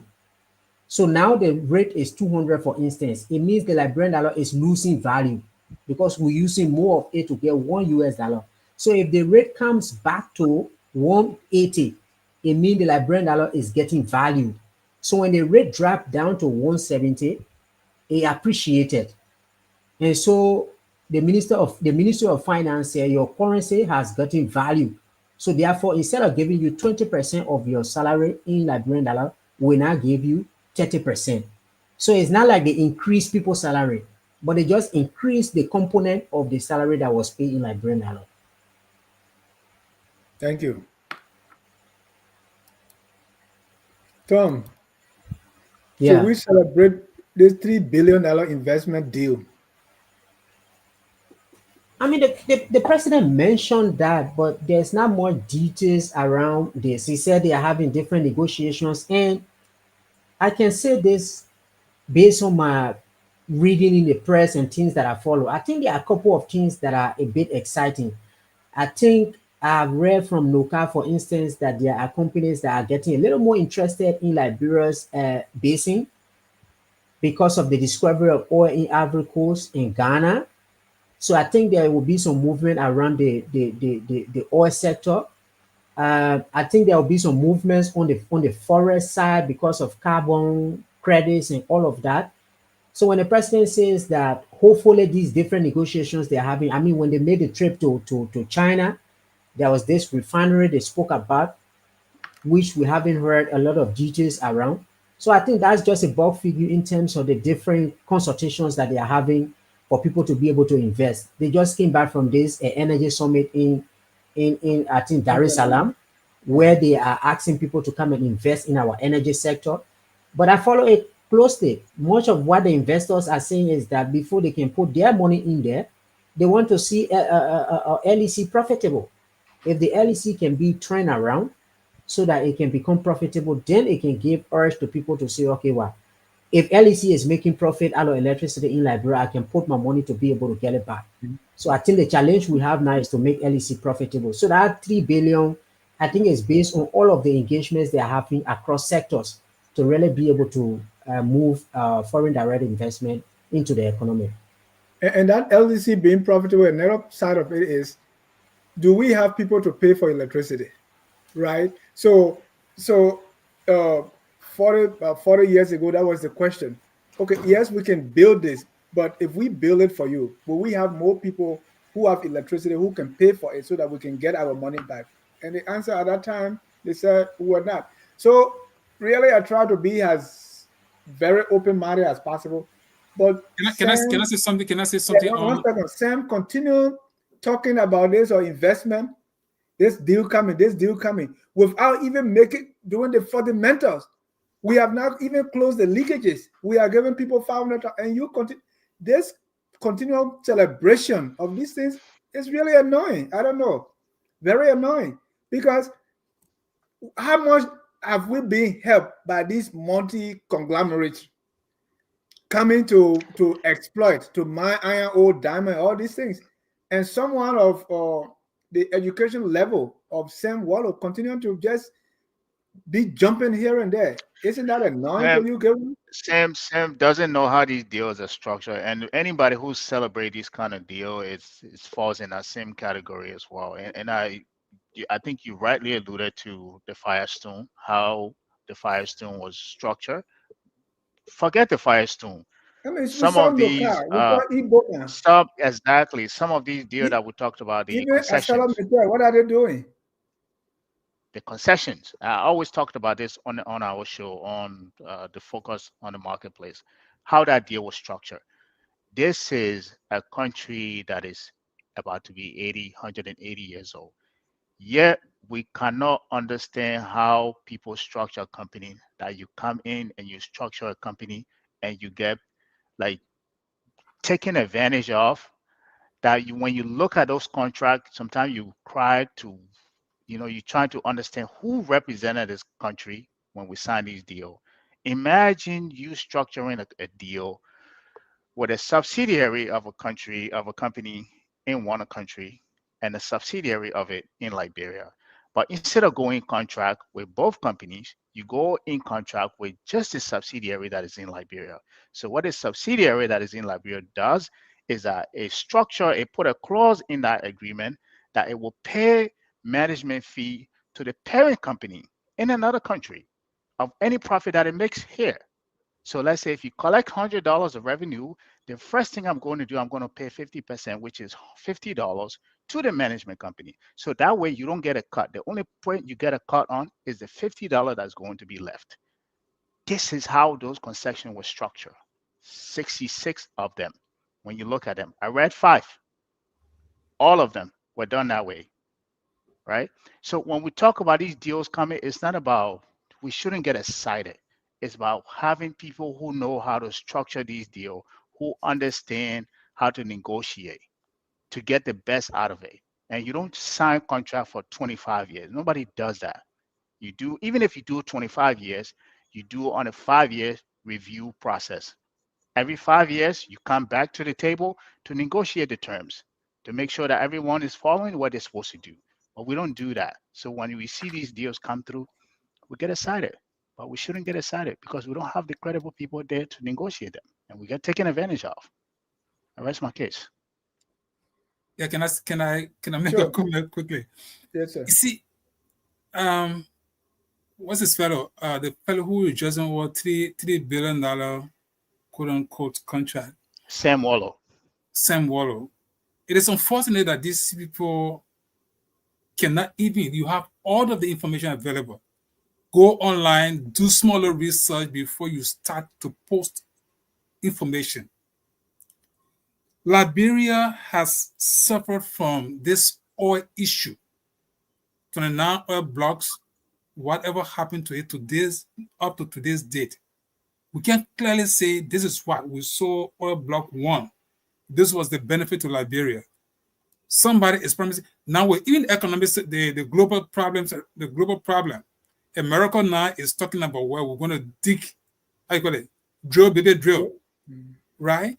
So who will leave this huge investment, trust to some level, trust the country and go to Liberia, go talk about oil business there. The global issue right now is to the point where Liberia herself needs to pull herself. You have NOCA, you have LPRC, you have how you call it? They're thinking about creating Ministry of Petroleum. Just institutions, people are thinking of creating them. For no reason. I would say for no reason. Just for petroleum, you only need one entity. You know, I wrote an article a few days. I'm glad that I call it Abachi. I later saw something in the paper that Abachi is talking about. You know, how to look at petroleum and the institutions, how they can look at it and make some decision on them. So you don't even get your housing audit talking about some kind of a $3 billion. We're going to bring $3 billion to Liberia with the fragile situation. The legislature, you cannot even put them together. With a sound economy, the investor that will go and put money in there, with a kind of a legislature that the president will go and be giving annual message, the chief justice and associate justice will not be there. Why you can't even look at the environment of the society you find yourself before you start rejoicing as a young man or whatever you are? You should be thinking about what can happen to my country instead of saying, well, we should be rejoicing. Rejoicing for what? Let me take one more call, and then Tom, you can come in. Mr. Tedmer, you have a minute. Yeah, thank you, Dennis, and thank you, gentlemen, for the discussion on tonight. One thing I want to touch on, Dennis, I was listening to the opening when you play the response from the opposition towards Mr. Boakai's speech so now he gave to the nation.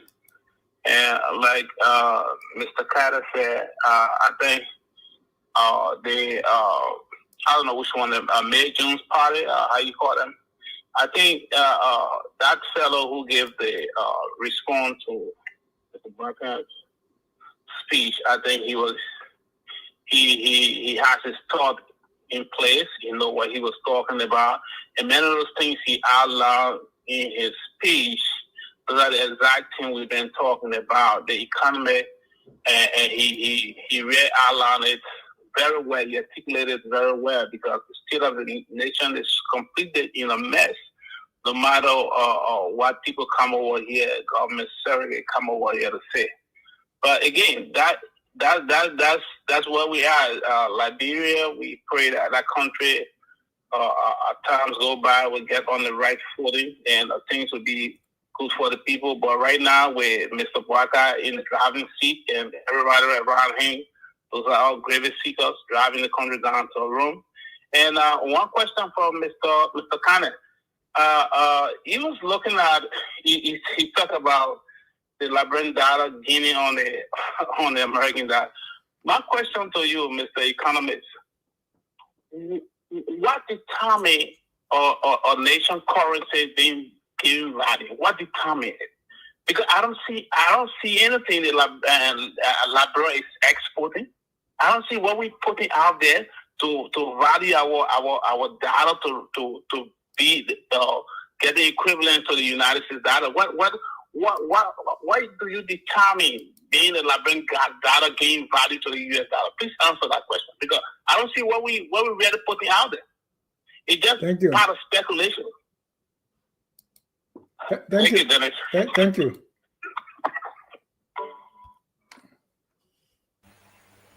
Tom, you can respond, and then we go to our Tabata session to close. So earlier when I was speaking, I said that we should continuously expect the Liberian dollar to depreciate as we move along. That's why I went back to 2023 and 2024 and said we came from 154 and we came to 190. And I said it's because on the strength of our economy. The only way your currency values is when you produce things, people come to your country. Let's say, for instance, we're not using US dollar in this economy and we are producing things here. And when people come to this country, we force them to be able to exchange the international currency to our local currency. That means our currency will be demanded and we are producing. That will give value to our currency. But we are an import-based economy. In many instances, we are running after the US dollar to go and buy things out there to bring it in our country. So in many instances, we don't want our own currency. We are chasing the other currency. And because we don't produce anything, our economy is not strong. The Liberian dollar, because it's always chasing the US dollar, it depreciates. It's basically the strength of your economy, the structure of your economy, the strength of your economy. What I was saying about the appreciation, again, little value from October to November, and it's seasonal. That's when you have a lot of people coming to the country. In some instances, people coming from the diaspora to come and celebrate. And in many instances, they bring US dollar. So around that season, you will see that the Liberian dollar will appreciate a little bit because of the volume of US dollar that you might have. It could also be the case that the central bank put out more US dollar.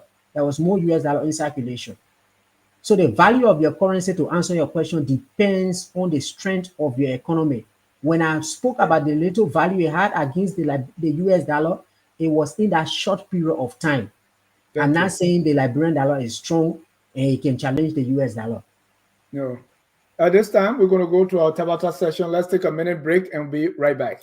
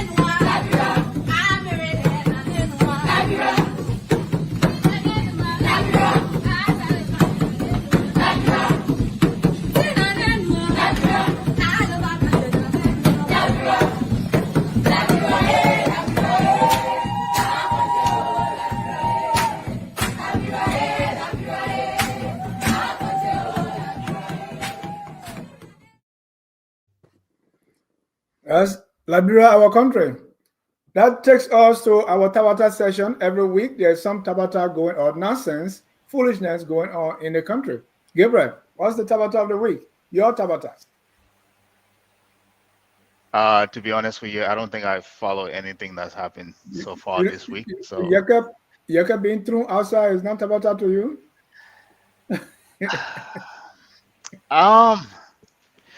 Yes, no, yes. Okay.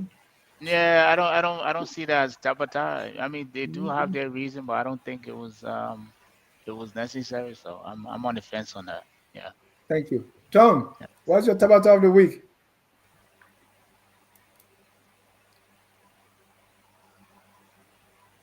Let me pass. You're in Liberia, my man. You're supposed to have plenty. Yeah, I know. Is it the is it the appreciation from one month? It already passed the last year, Tabata. You Ay, know, ay, it was it's really interesting. No, Anthony there was Jensen. this. No, no. So today, before one my second, one Tabata, second, one second. So before, there's this to FE Junction here. You know, there's this guy who has that soundboard mm, that can That normally write that where news. you write the news on? Yeah, yeah. So I think yesterday he had he say I know renegade lawmakers, I know one, then rule of law lawmaker, there's zero, or it is the reverse. So I was in the taxi when I passed by it, and I was just laughing, you know. He normally brings exactly what is happening in the country, and he uses that board to be able to give information out to the public. So it's really interesting how he can be able to capture these complex issues and just reflect them on the board. A lot of talent. Anthony Jensen. yeah, before my Tabata, Sam Waller is hard to die. He just posting a Yeah, whole lot of yeah, things out here. that And every day. Oh, let go yeah, to the I top. just want to give you a quick information. Sam Waller, if you're following U.S. politics, a lot of things changing every day. You don't even understand what's going on. The president has even issued an executive order of stopping all U.S. funding here, there, and that's a big argument around here. So to say they're going to go do project in Liberia, this and that, other thing you're posting here, I think you're far behind time. Try as much as possible to read more. But beyond that, I think the legislature, they need to pull themselves in order. And I think the president should take maybe they can take a one-day session, maybe take a visit, to the legislature. I mean, they're not going to say what you're going to do legislative business, but for the purposes of coordination, sit with both houses and have this matter resolved. There's still a sticky issue, Is that a Tabata of the week? yeah, I think Just so. That's what I have. That's what. How is that Tabata? I say you want to define what Tabata is. Maybe I'm not Tabata is understanding. nonsense. What nonsense that went on? No, I don't want to use any nonsense here because I think I All will right, even. I'm not. Uh, that's okay. I can't speak to those people as doing nonsense. So No, I'm not saying you should speak to that. I say any nonsense that went on in the country you want to talk about. Like that's what I'm something saying. that people think is serious, but in your view, you think is BS. In another word, right? No, okay. I think with that, I wouldn't have. it was only next time. Yeah, Yeah, yeah. All right, gentlemen. But thank you so much for the time. Let's go around the room now, a minute each for your closing as we wrap up. Anthony Jensen, you go first. again, thank you for the show, and thanks to Gabriel and Thomas. It's a pleasure to sit with all of you on this show. And Liberia is our common patrimony. We want to see that country be better. We are reading that they're going to be deporting over 1,000 Liberians. Whether that is true, I read it in the local daily from Liberia. It's concerning, and I don't know whether those who are in Liberia are concerned about Liberians. If they will even deport a Liberian, whether that concerns those who are in leadership, it should concern them, and it should even be making room for those persons. Donald Trump has issued an executive order that they're going to be sending some of the deportees to Guantanamo Bay. And I don't know whether those kind of information is really going down to the president. Because if any of your citizens is sent to that level, what is your choice? What is your involvement? Those things, sometimes we, the ordinary people, we can be troubled when we hear these things. But to see a government that will not even be talking about having cabinet meeting on this kind of a serious matter, even if a Liberian is deported, that should be a matter of concern for the government. That should be talking about the people of that should be talking about leadership. That's a cardinal issue, and I hope that those who are listening, those who are in power, will really take it serious. If you have means to rub shoulder with other government officials here, if you think you have senator, representative, the leadership, those are things you fight for. It's not good even if a Liberian being here for lack of years and they're going to be deported in that form and manner, think about it. It's not about somebody to sit and rejoice about it. Oh, they thought they were in America. That's some of the thought people start thinking about. People should take it serious. It's the people. What if there's even greater decision of force all of us to leave and go to Liberia? Can you get us job? Can we fit in the society that, or you're going to feel that, that they are business? The impact is so serious. Thank you. Now, for the legislature, please, you all have a meeting, you all resolve a crisis. It's now good to see the judiciary, abstaining from major functions because Kung is sitting there. Kung is nobody. He's just, although he's a representative, if just for he alone, let him resign and then you put the house in order.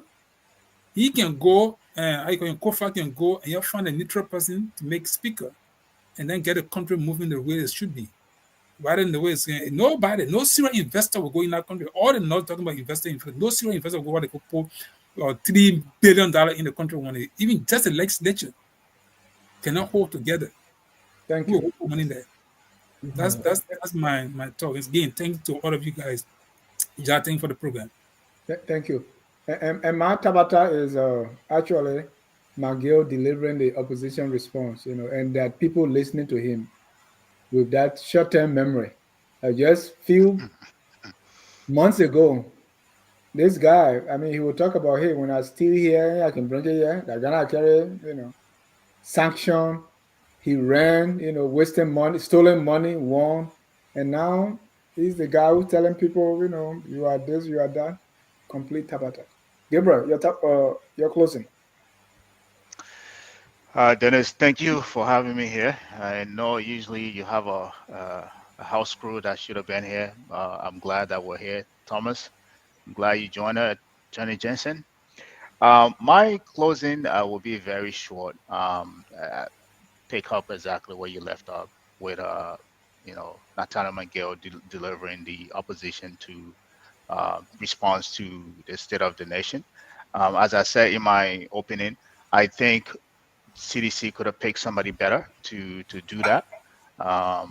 But nevertheless, what he highlighted were true. In terms of the current state of the economy, in terms of the corruption, we have CBL audit, we have LTA audit that the president has not done anything about, but instead he has literally paid people off to quit instead of really, if you feel these audits were legitimate and there were corruption that took place, you should have held people accountable, persecute people and make an example out of people. This would have validated the statement that he made in the State of the Nation that he's going to be serious on corruption. But we did not see that. So again, countering his own statement with what we see in reality. The other piece here is that we keep talking about the state of the economy in terms of what Miguel highlighted in terms of they have, they left the economy in a better state, in a better shape than it is right now. I disagree with him on that. I want to push back on that. I know I said most of the things he said were true, but I think I disagree with him on that. The CDC left, the economy was growing, I think, at 5.6%. I think in 2024 it was at 5.1, and I think we're expected to be 5.8 the next year. However, that is just projection. Projection does not equate to how the common people day to day are surviving. Again, we have a thing of misusing money in our country. So these are just projections. You have to really expand your economy that it benefits everybody. So everything that he said was true, except that aspect of it. And again, last point, this government has only been in power for 12 months, which is a year. So let's give them another 5 years, and then we can really compare the 5 years or 6 years to CDC. However, currently, they are faring very poorly. I'll leave it on that. Thank you. Our resident economist, you close us. You got the last word. Thank you, Dennis. I think if you look at all of the indicators, the economy is far more better today than a couple of years ago in terms of growth, in terms of inflation. Unemployment, like I say, has always been a problem for us. Um, there are challenges with rule of law and all of that, but in terms of people personal security, even how people move around town, whether it's in the day, in the night, I think people are much more free to move around these days than what we have a couple of years ago. And all of those actually play into really moving the economy forward. In terms of the opposition responses, I think one of the things that people will have to learn in this country is when you are in government, you should prepare yourself for the opposition. So you behave well so that when you go to the opposition and you are speaking, you can speak with credibility and people can listen to you. But when you come to government and you behave recklessly, and then you go to opposition, you then want to be this angel that can provide solution to the problem. In many instances, people won't listen to you. So I think this is something that people need to take into consideration. Whether you are in the government or you are out of the government, you behave in such a way that you can actually be able to maintain that credibility. So that when you are speaking tomorrow, people can actually listen to you. On the issue of the deportation that Anthony Jensen spoke about, I think I saw something in Front Page Africa that the Minister of Foreign Affairs is engaging. I think the embassy. I think part of it is that they also want to talk to the current uh, uh, Ambassador. Secretary of State. No, the current Secretary of State. One thing they Okay. say in the cover page is they are looking at measures through which they can find alternative solutions to the deportation. I mean, when I see what is happening with Colombia and other places, what kind of No, they can't do what, nothing. Only thing they should yeah, do what can Liberia do? What can Liberia do to avoid that? they should be So talking about how yeah, to so accommodate our citizens. That's the thing, that's the biggest right. thing. So I think No, but go back to Ghana. When they came from Ghana, I personally call her because I have strong attachment to Ghana. Mhm. And it looked like the Liberian government didn't really care when they were demolishing the camp. Is it because the other people are from America, so we look at them differently? What's about Ghana? I still believe we have people in Guinea. I was in those places, Okay. So I This mean, is where your Minister of Foreign Affairs, or what her name is, supposed to come into play. This is this is a moment where she's supposed to shine. Right, You know, right.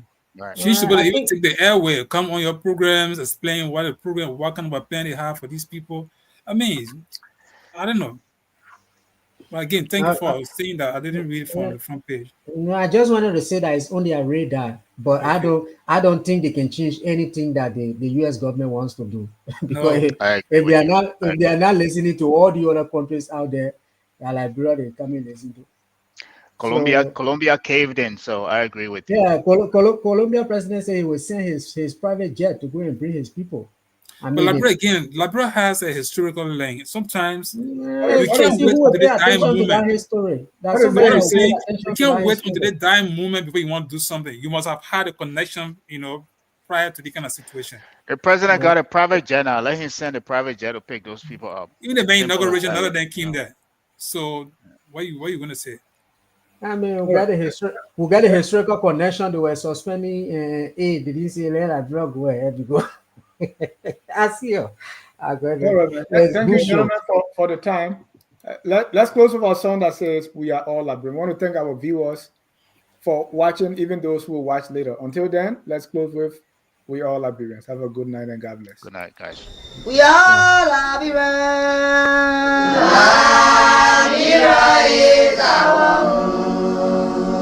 Liberian people.